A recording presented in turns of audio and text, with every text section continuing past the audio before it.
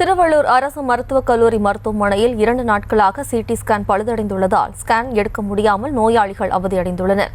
இதனிடையே புதிய மருத்துவ உபகரணங்களை வாங்காமல் பழைய இயந்திரங்களையே பயன்படுத்தி வருவதாக ஊழியர்களை கூறுவது அதிர்ச்சியை ஏற்படுத்தியுள்ளது. இதுகுறித்தான கூடுதல் விவரங்களோடு இணைகிறார் நமது செய்தியாளர் பிரபு. வணக்கம் பிரபு.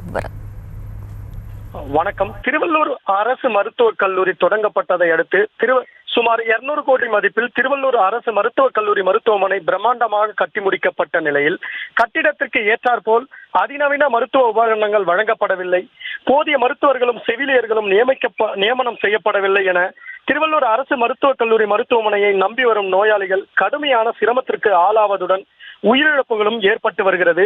இதனை உறுதிப்படுத்தும் விதமாக சமீபத்தில் சட்டமன்ற உறுதிமொழி குழு தலைவர் வேல்முருகன் தலைமையில் மருத்துவமனையில் ஆய்வு மேற்கொண்ட போது 220 தற்காலிக ஊழியர்கள் கையொப்பமிட்டுவிட்டு 35 ஊழியர்கள் பணியில் இல்லாதது குறித்து டீன் ரேவதியிடம் கடிந்து கொண்ட சம்பவமும் இங்கு அரங்கேறியது. இதெல்லாம் ஒரு புறம் இருக்க, மருத்துவமனையில் உபகரணங்கள் இல்லாததும் பழைய உபகரணங்களை புதிய மருத்துவமனையில் பயன்படுத்தி வருவதும் தற்பொழுது வெட்ட வெளிச்சத்திற்கு வந்துள்ளது. அதாவது நேற்று காலை முதல் 2 நாட்களாக அரசு மருத்துவக் கல்லூரி மருத்துவமனையில் உள்ள சிடி ஸ்கேன் இயந்திரம் பழுதடைந்து நோயாளிகளுக்கு ஸ்கேன் செய்ய முடியாத அவல நிலை ஏற்பட்டுள்ளது.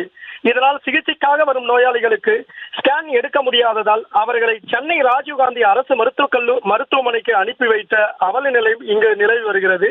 இது தொடர்பாக மருத்துவமனையில் பணியில் இருந்த மருத்துவரிடமும் நோயாளியின் உறவினர் பேசும் ஆடியோ தற்பொழுது வெளியாகி பெரும் வைரலாகி வருகிறது. இதுபோல் மருத்துவமனையில் உள்ள பெரும்பாலான கழிவறைகள் மருத்துவமனை நிர்வாகம் பூட்டி வைத்துள்ள கொடுமையும் இங்கு அரங்கேறி வருகிறது. சமீபத்தில் நோயாளி ஒருவருக்கு கையில் ஆபரேஷன் தவறாக செய்ததாக பாதிக்கப்பட்டவர் மாவட்ட ஆட்சியரிடம் புகார் கொடுத்த அடிப்படையில் தற்பொழுது அது விசாரணையான மேற்கொள்ளப்பட்டு வருகிறது.